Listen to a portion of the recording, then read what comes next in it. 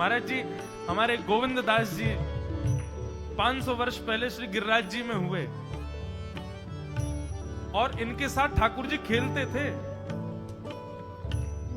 श्री गिरिराज जी मंदिर छोड़ करके आते थे तो गोविंद दास जी, गोविंद स्वामी जी प्रत्यक्ष में देखने में तो गवैया हैं, वो देखने में कौन है? बोले कि मंदिर में जाते हैं, ठाकुर जी को पद सुनाते हैं, लेकिन उनकी अंतरंग इशारे चलते थे ठाकुर जी के साथ। जैसे ही गोविंद दास जी पद गाते थे, गुसाई जी श्रृंगार करते थे ठाकुर जी का, गोविंद दास जी पीछे खड़े खड़े पद गाते थे। तो जैसे ही गुसाई जी श्रृंगार करते करते थोड़ा श्रृंगार लेने के लिए नेक दूर जाते, ठाकुर जी ऐसे खड़े खड़े नीचे से एक मोती उठाते, मोती उठा के ये मारते टक के गोविंद दास के सिर पे। और जैसे ही गोविंद दास के सिर पे लगती, गोविंद दास कहते माने ना दारी की तो बताऊं, रुक जा। जैसे ही वो मोती लेकर के वापस गोविंद दास मारते, तब तक गुसाई जी वापस आ जाते और गुसाई जी के आते ही वो मोती ठाकुर जी की जगह गुसाई जी में जाके लग जाता। गुसाई जी कहते हे गोविंदा, तू ठाकुर जी को मोती मार रहा है? गोविंदास बोले मेरो माथो देखियो, ये गुम्माटो फूल गो, ये आपके लाला ने मारो मोए। आपको लाला ऊधम मचावे वो ना दिखाई दे आपको, और मैं नेक कछु कह दूं सो मुंह पे चिल्ला रहे हो, मुंह पे बरस रहे हो, या समझा लो बहुत ऊधम मचावे ये। ऐसी लीला करते हो। गुसाई जी के नेत्रों में आंसू आ जाते, बोले गोविंदा तू कितनो भाग्यशाली, तेरे संग ठाकुर जी लीला करें। गोविंदास के साथ ऐसी ऐसी लीला करते महाराज। एक बार ठाकुर जी गोविंदास से बोले, ए गोविंदा, बोले हाँ मेरो दाल बाटी खावे को मन हेरो है। आप लोग दाल बाटी जानते हैं? महाराष्ट्र में खाते हैं दाल बाटी हैं? राजस्थान की बढ़िया, राजस्थान हमारे ब्रज में खूब खाते हैं दाल बाटी चूरमा, जो खाए सो सूरमा। तो दाल बाटी चूरमा, ठाकुर जी बोले ए गोविंदा, ऐसे ही बोलते थे, बोले मोए दाल बाटी खानी है। गोविंदास बोले 56 भोग बनते हैं रसोई में, अपरस में मुंह पे पट्टी बांध करके महाराज रसोईया बनाता है। अपरस में यमुना जी का जल आता है वहां से, वृंदावन से, उसके जल में सुंदर प्रसादी बनती है। इतने सुंदर शुद्ध भोजन को छोड़ के यूं कह रहे दाल बाटी खानी है। ठीक है मैं आज बोल दूंगा रसोई घर में बनवा देता हूं। बोले ना रसोई की ना खानी तो? बोले तेरी कदम खंडी में आऊंगा। गोविंदास जी जहां बैठ करके भजन चिंतन करते थे, मंदिर से थोड़ा दूर था, सुंदर वन था गिरिराज जी में। बोले मां आऊंगो और वहीं पे तू कंडा, वही गोबरी कंडा में बना, और कंडा में बना के तैयार कर, मैं आऊंगा वहीं खाऊंगा। गोविंदास जी बोले यहां सब लोग आपको मंदिर में पूजने आते हैं, आप यहाँ पे भगवान हो, ऐसे कहीं खाने पीने आओ। बोले कोई को पता थोड़ी चलेगी, मैं आ जाऊंगा, तू चिंता मत कर, तू सुन तैयारी कर ले, आज मैं तेरे यहां आके प्रसाद पाऊंगा। गोविंदास जी चुपचाप मंदिर से भाग गए, किसी को बताया नहीं। किसी को पता थोड़ी कि ठाकुर जी ऐसे बाहर भी चले जाते हैं, सबको लगे अंदर ही रहते हैं ये। गोविंदास जी दौड़ करके गए, बढ़िया कंडा में बढ़िया उपले उपले लगा करके महाराज बाटी बनाई, दाल चढ़ा दी, सुंदर ठाकुर जी आएंगे पाने।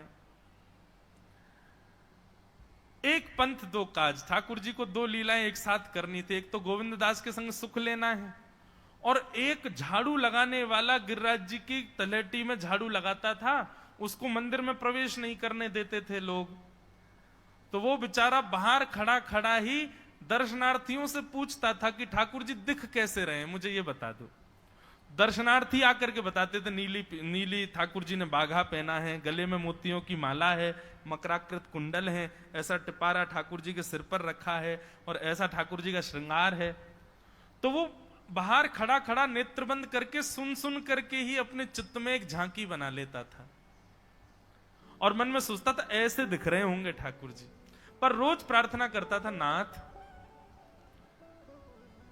मुझे लगता है इस जन्म में तो आप मुझे कभी नहीं दिखोगे, भगवान इस जन्म में तो मैं आपके योग्य नहीं हूं, पर मेरे पर बस इतनी कृपा कर दो कि अगला जन्म मुझे दीजिएगा, तो कुछ नहीं तो चेंटी बना देना, तो चेंटी बन करके मैं आपके 56 भोग में ही आ जाऊंगा, भीतर आके आपका दर्शन कर लूंगा, लेकिन मुझ पर अनुग्रह कर देना।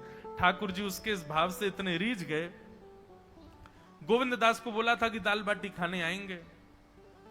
अब मंदिर बंद करके सब तो चले गए वहां से, सब लोग भोजनालय में भोजन प्रसाद पाने लगे। ठाकुर जी मंदिर से निकले अचक करके बाहर, गिरिराज पर्वत के ऊपर विराजते थे।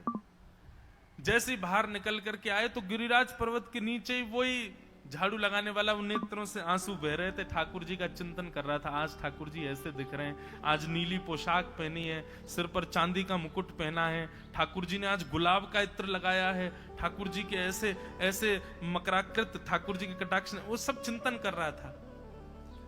ठाकुर जी नीचे उतर करके जाने लगे, इतने में ही ठाकुर जी ने लीला करी और जोर जोर से ठाकुर जी चिल्लाने लगे, अरे जल्दी ते आइयो, देखियो मेरे मेरे पाम में कांटो लग गयो, अरे जल्दी ते कोई आओ या कांटे को निकारो, मुझको तो बहुत दर्द है रो है, अरे भैया जल्दी आओ जल्दी आओ।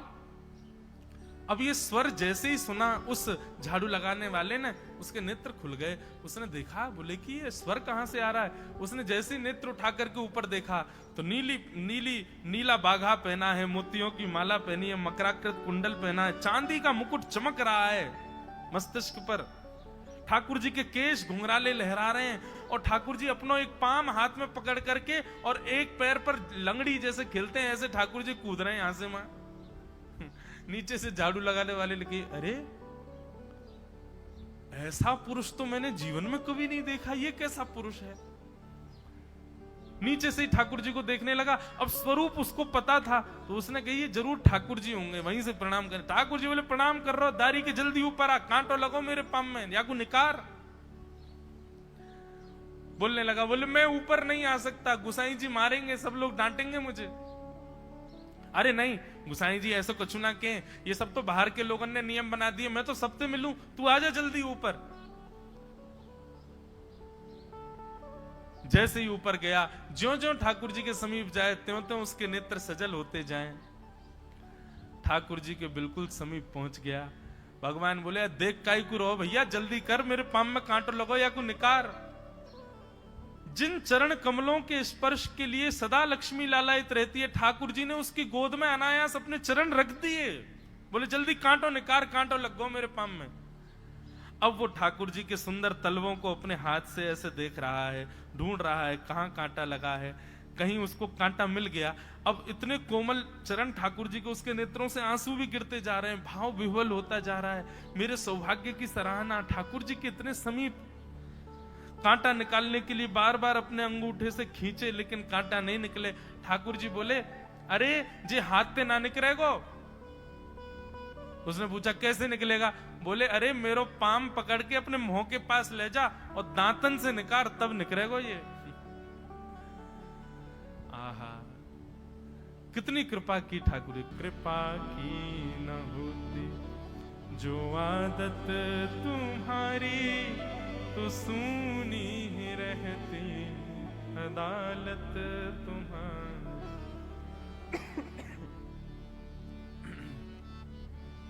कितनी कृपा। उसने कांटा निकाला मुख से। ठाकुर जी बोले, अब चल, मुंह से चलो ना जा रहा। गोविंद दास ने अपनी कदम खंडी में दाल बाटी बनाई है, मुंह ले चल वहां पे। बोला कैसे लेके चलूं। बोले तेरे कंधान पे बैठ जाऊंगा मैं। और ठाकुर जी ने अपने दोनों पांव ऐसे लटका लिए उसके यहाँ पे और सिर पकड़ करके उसके ऊपर ही बैठ गए। बोले चल ले चल मुंह को। वो तो महाराज बेहोशी सी हो रही है, उसको विश्वास ही नहीं हो रहा ठाकुर जी मेरे संग इतनी बड़ी लीला कर रहे हैं। गोविंद दास की कदम खंडी में पहुंचने से पहले उस बालक ने ठाकुर जी गोविंद दास जी मुंह बहुत मारेंगे, अगर उनको पता चल गई मैंने आपको छू लिया है तो मुंह बहुत डांटेंगे। आप एक काम करो, अब यहां से आप पैदल चले जाओ, मैं यहीं खड़ा हूं।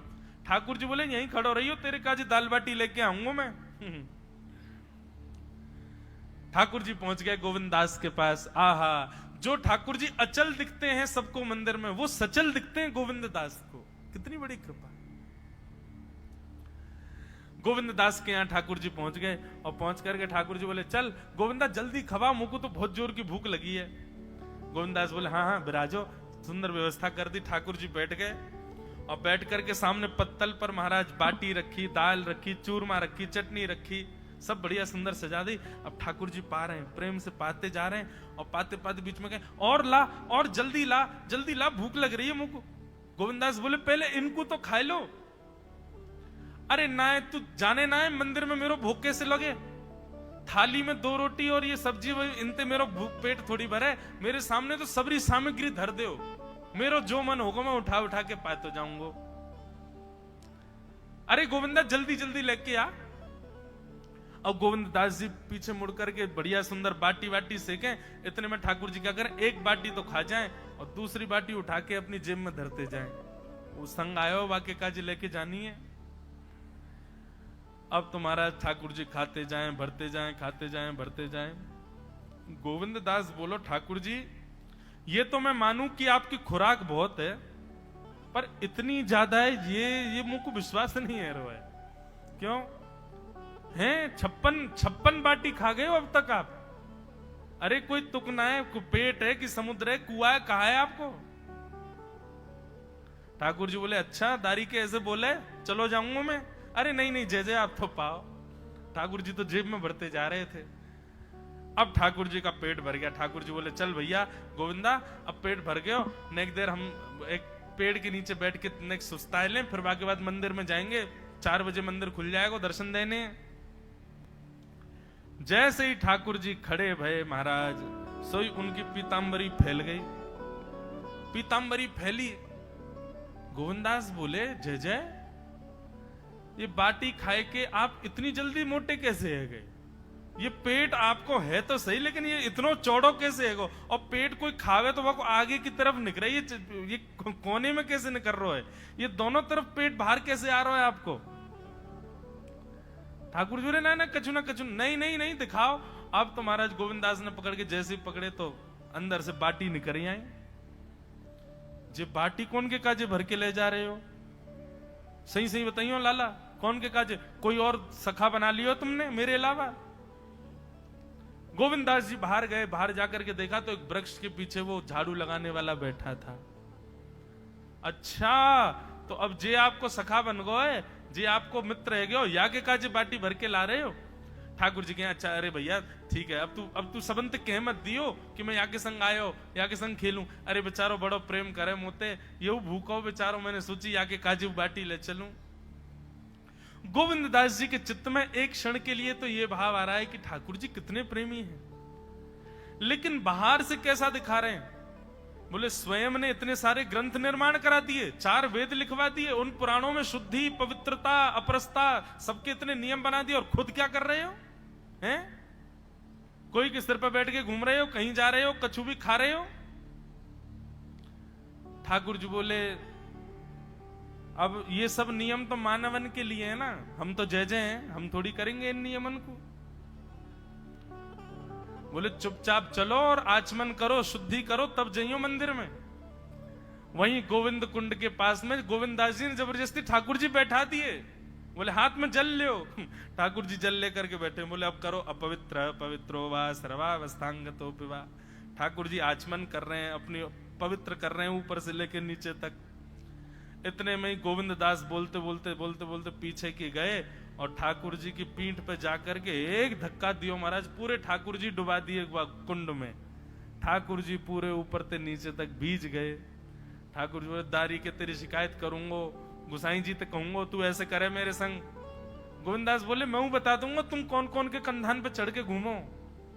आप मंदिर के लिए इतना नियम बना रखो है, नहा के आओ, धो के आओ, हाथ पांव खासा करके आओ, और कुछ अपवित्र वस्तु मत छीलेना, अपरस में रहना, गीला वस्त्र तन पे होना चाहिए। आपकी सेवा के लिए इतने नियम, और खुद क्या कर रहे हो? ऐसे गोविंद दास वो कह रहे हैं, यद्यपि रूप गुण शील सुधरता, इन बातन नारी झई है, प्रीतम प्रीत ही सोई।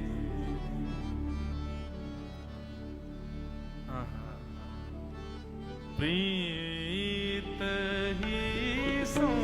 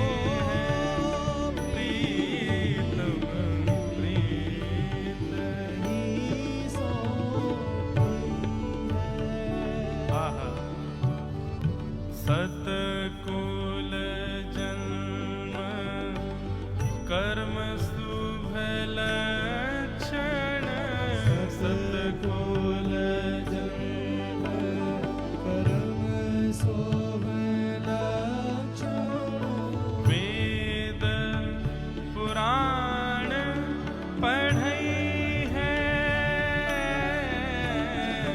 वेद पुराण पढ़ई है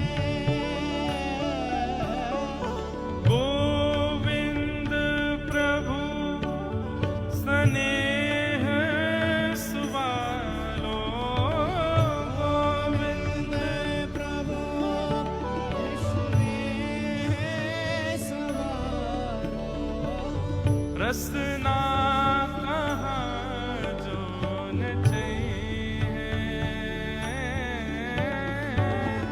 रसना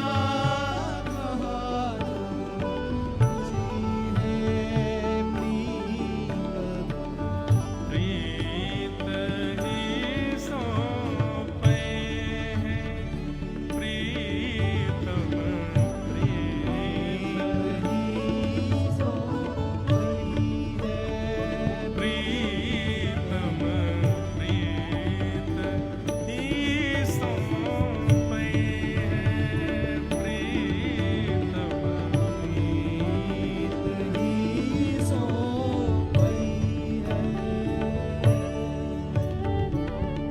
सतकुल जन्म कर्म शुभ लक्षण इन बातन ना रिझई है। एक बात लिख लीजिए बंधुओं, जिन जिन भावों से जिन जिन प्रकारों से संसार आपसे रीझता है या आप भी संसार में किसी से रीझते हो, वे समस्त प्रकार ठाकुर जी को प्रसन्न करने के लिए नहीं हो सकते।